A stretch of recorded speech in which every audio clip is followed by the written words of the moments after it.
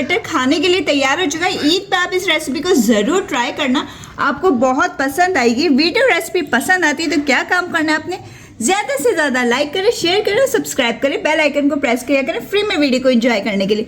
चलिए आपसे इजाज़त चाहूँगी, अपना ख्याल रखिएगा, बहुत प्यारी सी दुआओं में याद रखिएगा। अल्लाह हाफिज़।